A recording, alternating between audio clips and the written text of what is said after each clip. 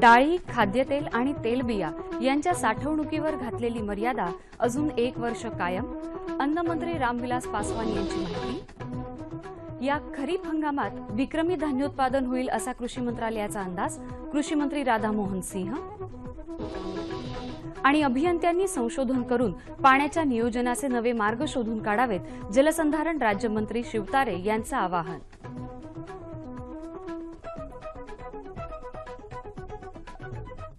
नमस्कार.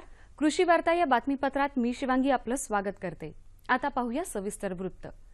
साठेबाजी रोखणं आणि दरावर नियंत्रण ठेवणं या उद्देशानं डाळी, खाद्यतेल आणि तेलबिया यांच्या साठवणुकीवर घातलेली मर्यादा अजून 1 वर्ष कायम ठेवण्याचा निर्णय केंद्र सरकारनं घेतला आहे. केंद्रीय मंत्रिमंडळाच्या बुधवारी झालेल्या बैठकीत हा निर्णय झाल्याची माहिती केंद्रीय अन्नमंत्री रामविलास पासवान यांनी बैठकीनंतर दिली. साठवणुकीवर मर्यादा घातल्यानं देशांतर्गत बाजारभावात डाळी, खाद्यतेल आणि तेलबियांचा पुरवठा सुरळीत राहायला मदत होईल, अशी 30 डिसेंबर 2017 पर्यंत लागू राहील. गेली सलग 3 वर्ष असलेल्या दुष्काळी परिस्थितीनंतर यावर्षी चांगला पाऊस झाल्यानं खरीप हंगामात विक्रमी धान्योत्पादन होईल असा अंदाज कृषी मंत्रालयानं जाहीर केला. यावर्षी खरीप हंगामात 13.5 कोटी टन धान्योत्पादन होईल असा अंदाज कृषी मंत्री राधामोहन सिंह यांनी गुरुवारी वार्ताहर परिषदेत जाहीर केला. या हंगामामध्ये तांदूळ, मका, उडीद आणि तुरीचं विक्रमी उत्पादन होईल असा अंदाज कृषी मंत्र्यांनी व्यक्त केला. स्वातंत्र्यानंतर प्रथमच इतकं विक्रमी उत्पादन होणार आहे असं जाणकारांचं मत आहे. सद्यस्थितीत सर्व पिकांसाठी पाण्याचं नियोजन आवश्यक असून देशातल्या अभियंत्यांनी संशोधन करून नियोजनाचे नवे मार्ग शोधून काढावेत, असं आवाहन जलसंधारण राज्यमंत्री विजय शिवतारे यांनी केलं. राज्य जलसंपत्ती नियमन प्राधिकरण, जलसंपदा विभाग आणि केंद्रीय जन आयोग यांच्या संयुक्त विद्यमानं पुण्यात पाणी आणि अन्न सुरक्षा या विषयावरच्या चर्चासत्रात ते बोलत होते. पावसाचा प्रत्येक थेंब शेतीसाठी जमिनी जिरवण्याची गरज आहे, त्यासाठी सरकारनं जलयुक्त शिवारसारखी योजना आणली आहे. तिच्या योग्य अंमलबजावणीतून पाणी पातळीत वाढ व्हायला मदत होत आहे, असंही शिवतारे यांनी सांगितलं. अनुसूचित जाती तसंच नवबौद्ध शेतकऱ्यांच्या कृषी उत्पन्नात वाढ करून त्यांची आर्थिक उन्नती करण्याच्या उद्देशानं राज्य सरकारनं 2016-2017 या आर्थिक वर्षात विशेष घटक योजना राबवायचा निर्णय घेतला आहे. यासाठी सुमारे 196 कोटी रुपयांचा निधी जिल्हा स्तरावर उपलब्ध करून दिला आहे. या योजनेअंतर्गत पात्र शेतकऱ्यांना निविष्ठा, अवजारं, बैलगाडी, विहीर दुरुस्ती, शेततळं, सिंचन व्यवस्था तसंच जमीन सुधारणा यासाठी आणि इतर आवश्यक गोष्टींसाठी अनुदान देण्यात येईल. जिल्हा स्तरावर कृषी विकास अधिकारी, जिल्हा परिषद आणि तालुका स्तरावर गटविकास अधिकारी, त्याचबरोबर कृषी अधिकारी यांच्या माध्यमातून ही योजना राबवली जाईल. या योजनेचा लाभ घेण्यासाठी 7-12 आणि 8अ चा उतारा सादर करणं बंधनकारक आहे. कृषी उपसंचालक घाडगे यांनी प्रसिद्ध केलेल्या पत्रकात ही माहिती दिली. आता पाहूयात बाजारभाव.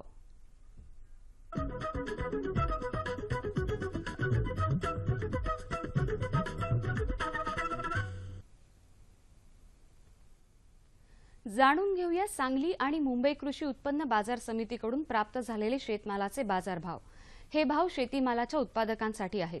निराळा उल्लेख नसल्यास हे भाव प्रति क्विंटल आहेत. मूग 5400, 5300, ज्वारी 1800, 1700, मका 1450, 1370,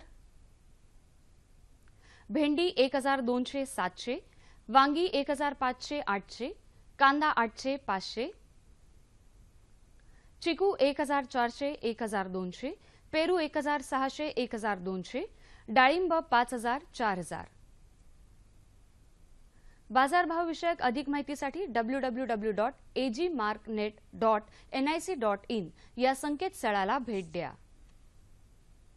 आता पाहूया हवामान वृत्त.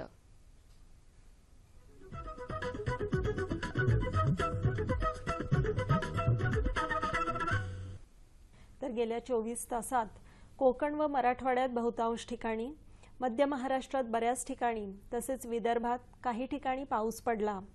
पुढील 5 दिवसांचा हवामानाचा अंदाज असा आहे.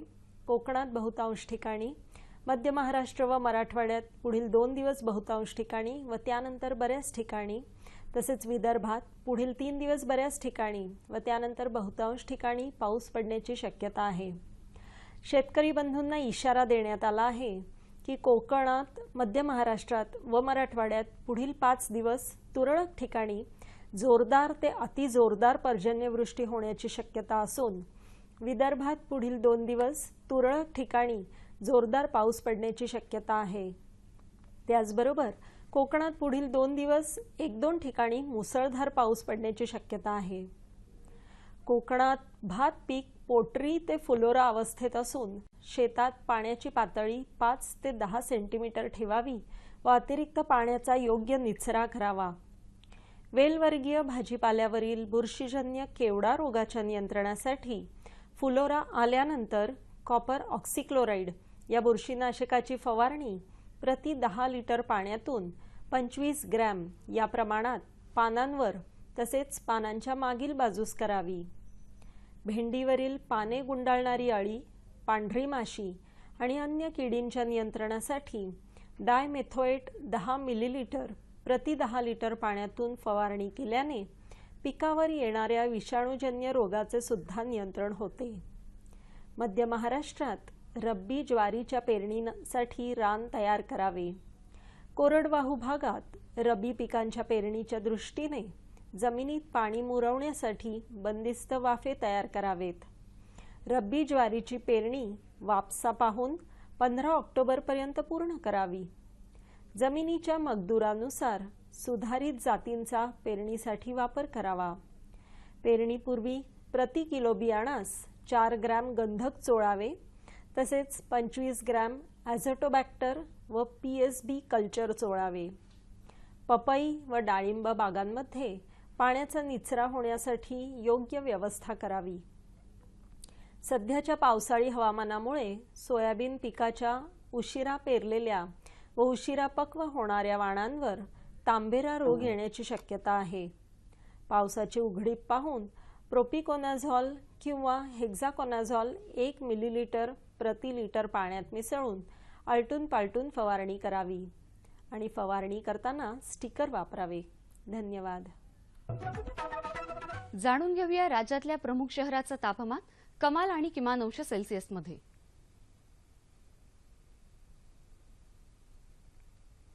मुंबई 27-25, पुणे 29-22, नागपूर 33-25, औरंगाबाद 31-23, सोलापूर 29-21, नाशिक 29-23. हवामान विषयक अधिक माहितीसाठी www.imdmumbai.gov.in या संकेतस्थळाला भेट द्या. याबरोबरच आजच्या कृषी वार्ता संपल्या. पुन्हा भेटूया पुढील कृषी वार्तामध्ये. तोपर्यंत नमस्कार.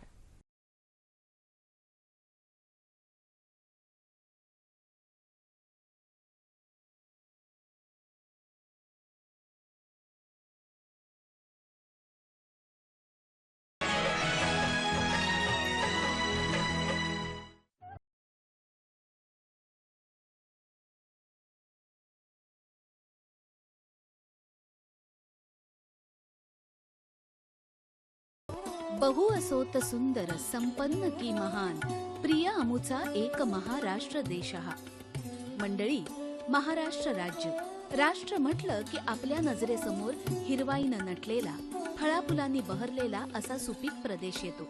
सुपीकता आपल्या नजरेत ओतप्रोत भरलेली आहे. त्याला कष्टाची जोड मिळाल्यानं बळीराजाला अभिप्रेत असलेली शेतातली सुबत्ता त्याला प्राप्त होते. कष्टाला मोल नसतं हेच खरं. कष्ट करत असताना, शेतात राबत असताना बऱ्याच संकटांना शेतकऱ्यांना सामोरं जावं लागतं. ओला दुष्काळ, सुका दुष्काळ, बदलतं हवामान, पाण्याचा स्रोत यांच्याबरोबर कमी वेळात भरघोस पीक घेण्याकडे शेतकऱ्यांचा कल असतो. पण पुरेशा अवजारांअभावी कधीकधी सहजसाध्य गोष्ट देखील अवघड होऊन बसते. भारतात औद्योगिक क्रांतीबरोबरच कृषी क्रांती आल्यानं साहजिकच कृषी यांत्रिकीकरण होणंही गरजेचं होतं. नांगर, बैलजोडी यांच्या जोडीबरोबरच कमी वेळात कमी कष्टात अवजारांचा वापर करून अत्याधुनिक शेतीचा विचार केला गेला। यासाठी महात्मा फुले कृषी विद्यापीठ अन्वये डॉक्टर अण्णासाहेब कृषी अभियांत्रिकी विद्यालयाच्या वर्कशॉपमध्ये शेतकऱ्यांच्या गरजा जाणून उत्पादन केलं जातं। यामध्ये शेतीशी संबंधित अवजारांचा योग्य तो अभ्यास करून अद्ययावत यंत्रांची कम्प्युटरच्या सहाय्यानं 3 डायमेन्शनमध्ये स्केचेस काढली जातात।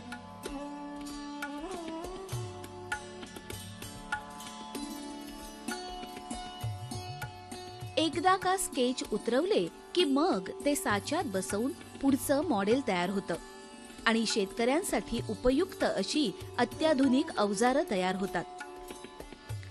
महात्मा फुले कृषी विद्यापीठ अन्वये डॉक्टर अण्णासाहेब कृषी अभियांत्रिकी यांच्या समन्वयातून कृषी क्षेत्राचा विकास घडवण्याचं मोठं स्वप्न आपल्याला या अत्याधुनिक अवजारातून दृष्टिक्षेपात येतं।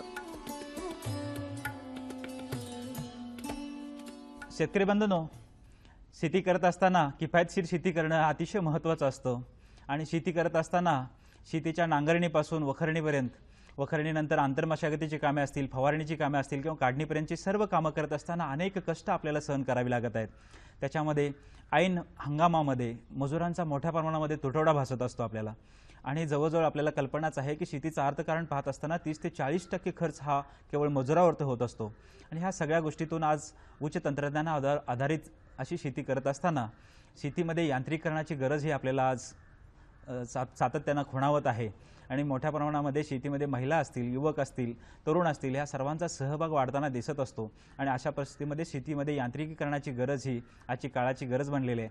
शेतकऱ्यांची सर्व कष्ट दूर होण्यासाठी शेवटी हेच सांगावं लागेल की वापरा सुधारित यंत्रे व अवजारे, होतील तुमचे कष्ट सारे दूर सारे, असंच म्हणावं लागेल। आणि या अनुषंगानंच आज महात्मा फुले कृषी विद्यापीठ राहुरी हे देशातील एक सर्वोत्कृष्ट कृषी विद्यापीठ म्हणून ओळखलं जातं आणि या कृषी विद्यापीठामध्ये डॉक्टर अण्णासाहेब शिंदे कृषी अभियांत्रिकी महाविद्यालयामध्ये कृषी यंत्रे व अवजारे विभाग, कृषी यंत्रे व शक्ती विभाग हा या ठिकाणी कार्यरत आहे आणि या विभागामार्फत गेले जवळजवळ 56 वर्षापासून शेतकऱ्यांचे कष्ट दूर करण्यासाठी यंत्रे आणि अवजारे विकसित केले जातात। जवळजवळ 225हून अधिक यंत्रे आणि अवजारे शेतकऱ्यांसाठी या विभागाने उपलब्ध करून दिलेत आणि याविषयीची सविस्तर माहिती जाणून घेण्यासाठी आज आपण महात्मा फुले कृषी विद्यापीठामध्ये डॉक्टर अण्णासाहेब शिंदे कृषी अभियांत्रिकी महाविद्यालयाचे सहयोगी अधिष्ठाता डॉक्टर प्रकाश तुर्भटमल सर यांच्याशी आपण सविस्तर चर्चा करून घेणार आहोत। डॉक्टर प्रकाश तुर्भटमल सर हे महात्मा फुले कृषी विद्यापीठाच्या डॉक्टर अण्णासाहेब शिंदे कृषी अभियांत्रिकी महाविद्यालयाचे सहयोगी अधिष्ठाता आहेच, तसेच ते विभाग प्रमुख म्हणून कृषी यंत्रे व शक्ती विभाग महात्मा फुले कृषी विद्यापीठ राहुरी या ठिकाणी सुद्धा कार्यरत आहे। त्यांनी केलेल्या या सर्व कामाची दखल म्हणून नुकतंच त्यांना ॲग्रोकेअर आयडॉल या पुरस्काराने देखील सन्मानित करण्यात आलेले आहे। अशा पद्धतीचं काम करत असणारे हे शास्त्रज्ञ यांच्याकडून आज आपण सविस्तर माहिती कृषी यंत्रे आणि अवजाऱ्याविषयी जाणून घेणार आहोत। चला तर आपण त्यांच्याकडून आपण सविस्तर माहिती जाणून घेऊया। सर, आपल्या या कार्यक्रमामध्ये मनापासून स्वागत आहे। नमस्कार। नमस्कार सर, आपण सांगितलं की जवळजवळ 56 वर्षापासून हा विभाग या ठिकाणी कार्यरत आहे आणि या 56 वर्षामध्ये या विभागानं शेतकऱ्यांचे कष्ट दूर करण्यासाठी कोणकोणती यंत्रे आणि अवजारे विकसित केलेली आहेत? किफायतशीर शेती करत असताना आपल्याला यांत्रिकीकरणाशिवाय पर्याय नाही। यांत्रिकीकरणाचं महत्त्व ओळखून केंद्र शासनाने कृषी अवजारेच्या संदर्भामध्ये महाराष्ट्रामध्ये 2 केंद्र शासनाची योजना कार्यान्वित आहेत। एक डॉक्टर पंजाबराव कृषी विद्यापीठ अकोला या ठिकाणी फक्त चाचणीचं त्या ठिकाणी योजना कार्यान्वित आहे आणि महात्मा फुले कृषी विद्यापीठ राहुरी या ठिकाणी संशोधन, अवजारांची निर्मिती, अवजारांची चाचणी या सर्व संबंधी योजना कार्यान्वित आहे। पण शेतकऱ्यांना आज बाजारात गेल्यानंतर जी अवजारे किंवा यंत्रे उपलब्ध असतात ही खरेदी करत असताना कोणती काळजी घ्यायला, त्या ठिकाणी शेतकऱ्याची फसगत होऊ नये?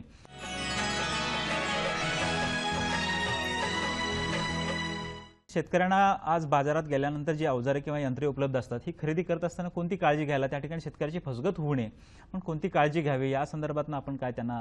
ज्यावेळी शेतकरी अवजारे विकत घ्यायची असतात त्या शेतकऱ्यांनी प्रथम सुरुवातीला हा विचार केला पाहिजे की आपलं क्षेत्र किती आहे, आपण कोणत्या पिकासाठी आपण ही अवजारे घेतो आहोत, कोणत्या कामासाठी आपण घेतो आहोत, हा सर्व विचार करून कृषी विद्यापीठातल्या संबंधित शास्त्रज्ञांशी त्यांनी सल्लामसलत करून शेतीची अवजारं हे विकत घ्यावीत जे काही अवजारं आपल्या या योजनेमध्ये उपलब्ध आहेत त्या अवजारांची क्वालिटी अतिशय उत्तम आहे, याबद्दल वादच नाही.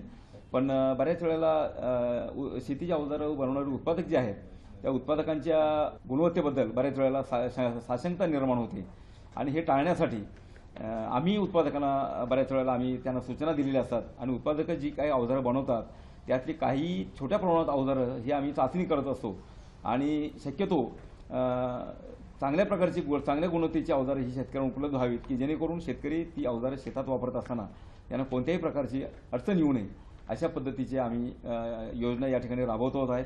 जे कृषी विकास योजनेसारख्या योजना सुद्धा राबवल्या जात आहेत त्या संदर्भात सर आपण गेल्या 4-5 वर्षापासून ह्या शेतीच्या अवजारांचं उत्पादनासाठी आणि चाचणीसाठी बऱ्याच वेळेला निधी पूर्वी कमी पडत होता. पण केंद्र शासनाच्या माध्यमातून राष्ट्रीय कृषी विकास योजना अंतर्गत आपल्याला या राहुरी कृषी विद्यापीठामध्ये जवळजवळ 4.5 कोटीची निधी आपल्याला उपलब्ध झाला आणि त्या 4.5 कोटीच्या निधीतून आम्ही कृषी अवजारे बनवण्यासाठी प्रोडक्शन सेंटर तयार केलेलं आहे. त्यामध्ये शेतीची अवजारं बनवण्यासाठी जे काही अद्ययावत यंत्रणा लागते किंवा यंत्र लागतात ती सर्व आम्ही या ठिकाणी खरेदी केलेली आहेत. त्याचप्रमाणे कृषी अवजारांच्या चाचणीसाठी देखील एक चांगलं आम्ही टेस्टिंग सेंटर या ठिकाणी आम्ही सुरुवात केलेली आहे. त्या टेस्टिंग सेंटरमध्ये देखील बरेचसे जे काही अवजारं आपल्याला बरीचशी उपकरणं खास करून चाचणीसाठी जे काही आपल्याला लागतात ती सर्व आपण उपकरणं अद्ययावत उपकरणं या ठिकाणी आपण उपलब्ध केली आहेत आणि या दोनही म्हणजे प्रोडक्शन सेंटरमधून शेतकऱ्यांसाठी अवजारं बनवणे आणि टेस्टिंग सेंटरमधून शेतकऱ्यांचे जे काही अवजारं बनवली आहेत किंवा जे काही बाहेरचे मॅन्युफॅक्चरर्स महाराष्ट्रातील असो अथवा बाहेरच्या राज्यातील उत्पादक असो त्या सर्व अवजारांची आपण या ठिकाणी चाचणी करून आपण त्यांना चांगल्या प्रकारचे उपलब्ध करून देतो की जेणेकरून त्या चाचणी अहवालाच्या आधारे ते कोणत्याही राज्यामध्ये भारतातल्या कोणत्याही राज्यामध्ये ते सबसिडीच्या माध्यमातून शेतकऱ्यांना अवजारं पुरवू शकतात. सर्वसाधारण सर कोणकोणती यंत्रे किंवा अवजारे आपण या ठिकाणी उपलब्ध केलेली आहेत? खास करून जर आपण ऊसासाठी जर बोलायचं झालं तर ऊसासाठी ऊस लागण यंत्र ट्रॅक्टरचालित ऊस लागण यंत्र आपण विकसित केलं आहे. त्यानंतर ऊसामध्ये आपण ऊसाची बाळ बांधणी मोठी बांधणी करण्यासाठी आपण ट्रॅक्टरचालित अवजारं विकसित केली आहेत. त्याचप्रमाणे त्याच वेळेला आपण खतं देण्याची देखील त्याच्यामध्ये यंत्रणा उपलब्ध केलेली आहे. त्यानंतर कापणीसाठी अवजारं ऊस कापणीसाठी अवजारं आपल्याकडे उपलब्ध आहेत. बऱ्याच वेळेला ही अवजारं आपण पाहतो की परदेशातून ही अवजारं या ठिकाणी आपण मागणी केलेली आहे आणि ते बऱ्याचशा साखर कारखान्यांमध्ये ही ऊस कापणी यंत्र उपलब्ध आहेत आणि ती चांगल्या पद्धतीनं आपले शेतकरी बांधव वापरत आहेत.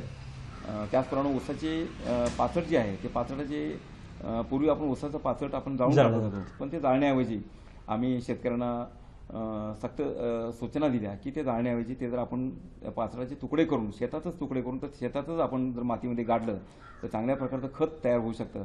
अशा पद्धतीने आम्ही ते तुकडे करण्यासाठी देखील एक आमच्या विद्यापीठामार्फत आपण ट्रॅक्टरचालित अवजार उपलब्ध केलेले आहे. त्यानंतर सोयाबीनच्या बाबतीमध्ये बोलायचं झालं तर सोयाबीनच्या बाबतीमध्ये सोयाबीन पेरणीसाठी सोयाबीन कापणीसाठी आंतरमशागतीसाठी कापणीसाठी आपण मळणीसाठी सर्व प्रकारची अवजारं आपण उपलब्ध केली आहेत. भातासाठी देखील आपण जर बोलायचं झालं तर भातामध्ये आपण स्वयंचलित भात लागण यंत्र कारण पारंपरिक पद्धतीमध्ये आपण जी भाताची रोपं लावतो त्याच्यामध्ये खूप मजूर लागतात खूप वेळ जातो खूप पैसाही खर्च होतो तर त्याची बचत करण्यासाठी आपण स्वयंचलित ऊस भात लागण यंत्र आपण या ठिकाणी वापरतो आहोत. त्याच्यामध्ये आंतरमशागतीसाठी खास करून कोनो विडर हे छोटंसं अवजार आपण विकसित केलेलं आहे.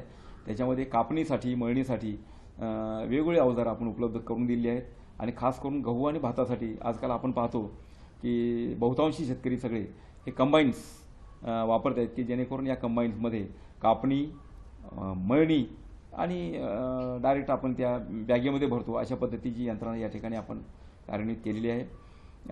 बाकी बहुतांशी आपण हरभरा गहू या सगळ्याच पिकासाठी आपण जे काही अवजारं तयार केली आहेत ती अवजारं आम्ही बहुपीक अवजारं तयार केली जेणेकरून त्याच्यामध्ये आपण वेगवेगळ्या प्रकारचे रोटर्स आम्ही प्रत्येक पिकासाठी समजा आता पेरणी असो तर पेरणीसाठी आम्ही प्लॅस्टिकचे रोटर्स बनवले आहेत.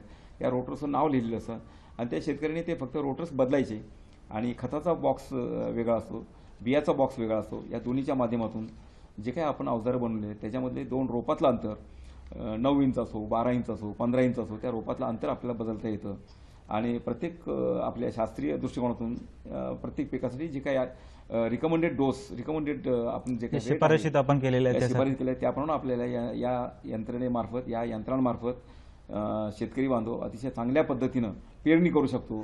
सर्वच शेतीची कामं करू शकतो की त्याच्यामध्ये त्यांच्या बऱ्याच वेळेला असं होतं की त्यांच्या या यंत्रणेमार्फत त्यांच्या बियाण्यांची बचत होते, वेळेची चांगल्या बचत होते. खताची बचत होते, वेळेची बचत होते, मजुरांची बचत होते.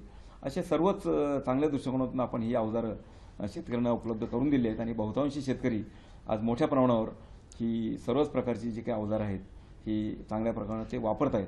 पण सर, आपण सांगितलं की महात्मा फुले कृषी विद्यापीठाच्या 10 जिल्ह्याच्या कार्यक्षेत्रामध्ये मोठ्या प्रमाणामध्ये ऊस हे पीक घेतलं जातं आणि ऊस पिकाच्या संदर्भात ज्या ठिकाणी पाण्याचा जास्त वापर केला जातो त्या ठिकाणच्या जमिनीचं आरोग्य जर विचारात घेतलं तर तिथल्या ठिकाणच्या जमिनी नापीक होण्याच्या दृष्टीनं जास्त आज शेतकरी समस्या करत आहेत. तर त्या दृष्टीनं अशी काही यंत्र किंवा अवजारे विकसित केलेली आहेत की ते जमिनीतलं पाण्याचा निचरा चांगला होईल आणि त्या जमिनी परत पुन्हा लागवडीयोग्य होतील. अशा पद्धतीचं काय आहे सर? चांगला प्रश्न आपण विचारला, कारण बऱ्याच वेळेला शेतकरी बांधव हे पाणी जे देतात ते अति पाणी देतात. त्याच्यामुळे जमिनी ह्या वर्षानुवर्ष तीच पिकं घेऊन वर्षानुवर्ष जास्तीत जास्त पाणी देऊन ते जमिनी खराब झालेल्या आहेत. तर अशा वेळेला आपण हा सर्व विचार करून एक ट्रॅक्टरचालित मोल आपण तयार केलेला आहे आणि तो मोल उपलब्ध करून आपण दिलेला आहे. बरेचसे शेतकरी ते वापरते की जेणेकरून त्याच्यामधून ड्रेनेज पाण्याचा निचरा अतिशय चांगल्या पद्धतीने होतो आणि ती जमीन आपण पुन्हा त्या जमिनी आपण चांगल्या प्रकारची पिकं आपण घेऊ शकतो. अशा पद्धतीनं ते ट्रॅक्टरचालित मोल यंत्र आपण तयार केलेलं आहे. शेतीमध्ये महिलांचं योगदान फार मोठ्या प्रमाणात दिसतं, महिलांचा सहभाग मोठ्या प्रमाणात दिसतो. तर महिलांचं कष्ट दूर करण्यासाठी अशा महिलांसाठी कोणती यंत्र किंवा अवजारे असे काही विकसित केलेले आहेत का? बहुतांशी कामं जी आहेत ती पेरणी असो, आंतरमशागत असो, ही सर्व कामं ही बहुतांशी महिलाच करत असतात. साधारणतः 50 ते 60% काम शेतीमधलं हे महिला करत असतात. हा महिलांचं जे काही हे काही कष्ट आहेत ते कमी करण्याच्या दृष्टिकोनातून आपण काही बरीचशी छोटी अवजारं विकसित केली आहेत की जेणेकरून महिलांचे श्रम वाचतील. तर त्यासाठी पेरणीसाठी आम्ही अवजारे विकसित केलेली आहेत. त्यानंतर आंतरमशागतीसाठी आम्ही कोळपे तयार केलेले आहेत. त्यानंतर कापणीसाठी देखील आम्ही अतिशय चांगल्या पद्धतीचे छोटे छोटे विळे आम्ही तयार केले आहेत की जेणेकरून महिलांचे श्रम वाचतील. भाजीपाल्याच्या बाबतीत सर्वसाधारणपणे भेंडी असेल किंवा हे असेल अशा बाबतीमध्ये महिलांना ते काढत असताना किंवा काढणी करत असताना अतिशय कष्ट होतात, हाताला इजा होतात. तर त्या दृष्टीनं काय केलेलं आहे का? भेंडी काढणीसाठी आपण छोटंसं यंत्र तयार केलेलं आहे. एका हातामध्ये भेंडी धरायची आणि दुसऱ्या हातामध्ये ते छोटंसं यंत्र आपण धरून जर ते चालवलं तर चांगल्या पद्धतीने कमी श्रमामध्ये ही भेंडी कापली जाते आणि साधारणतः एका दिवसामध्ये 150 ते 200 किलो भेंडी आपण चांगल्या पद्धतीने कापू शकतो.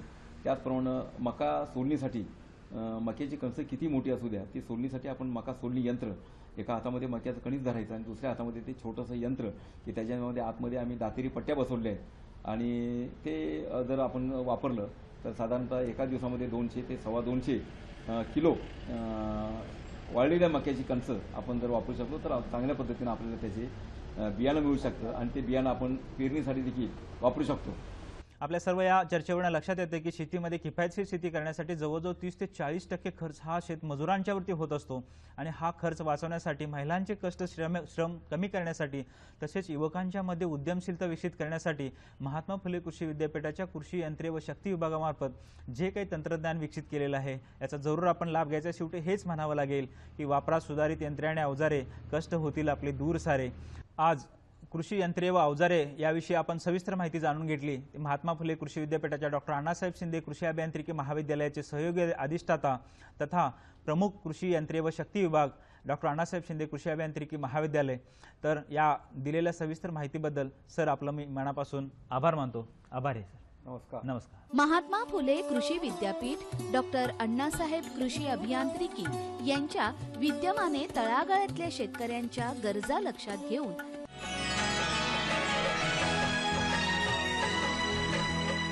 महात्मा फुले कृषी विद्यापीठ डॉक्टर अण्णासाहेब कृषी अभियांत्रिकी यांच्या विद्यमाने तळागाळातल्या शेतकऱ्यांच्या गरजा लक्षात घेऊन सामान्यातल्या सामान्य शेतकऱ्यांसाठी बैलचलित टोकन यंत्राची निर्मिती केली आहे. आणि याबद्दलची माहिती देताना प्राध्यापक विश्वास देशमुख, प्रमुख संशोधक, हे म्हणतात, महात्मा फुले कृषी विद्यापीठ राहुरीने शेतकऱ्यांच्या गरजा लक्षात घेऊन सामान्य शेतकऱ्यांसाठी बैलचलित टोकन यंत्र, ज्योती टोकन यंत्र आपण निर्मिती केलेली आहे. यामध्ये खतासाठी एक अशी पेटी असते आणि त्याप्रमाणे ही तिफन आहे आणि 3 बॉक्स जे आहे ह्याच्यामध्ये आपण बियाणे ठेवतो आणि बियाणे आणि खतांची आपण एकाच सोबत पेरणी करू शकतो. यासाठी आपण काय केलं आहे की वेगळी यंत्रणा आहे. म्हणजे समजा एक सूर्यफूल असेल तर सूर्यफुलासाठी काय केलं आहे की आपण असे प्लॅस्टिकच्या तबकड्या केल्या आहे. याला खाचा आहे. या खाचेमध्ये जेवढं बी बसेल बरोबर तेवढं बी आपण टाकू शकतो. म्हणजे पेरणी केल्यानंतर आपल्याला विरळणीची गरज पडत नाही आणि आपल्याला हेक्टरी जेवढी संख्या पाहिजे असते रोपांची तेवढी बरोबर मिळते. त्याचप्रमाणे याला आपण एक डॉग क्लच दिलेला आहे. त्या डॉग क्लचच्या सहाय्याने जेव्हा आपल्याला बांधावर हे मशीन आपल्याला वळवायचं असते तर त्यावेळेस त्या डॉग क्लचच्या सहाय्याने आपण ही पूर्ण यंत्रणा बंद करू शकतो. त्यामुळे काय होते की खत आणि बियाणं जमिनीत पडणं बंद होते. राबणाऱ्या हातांना, कष्टांना आता महात्मा फुले कृषी विद्यापीठाचं संरक्षण मिळालंय. कृषी यांत्रिकीकरणाचा पाया केव्हाच रचला गेला होता, पण त्याला आता चहूबाजूनं बळ मिळतंय. शेतकऱ्यांच्या श्रमाला मोल मिळतंय. महाराष्ट्रातील शेतकऱ्यांसाठी विद्यापीठानं उचललेलं हे पाऊल निश्चितच धाडसाचं ठरलंय.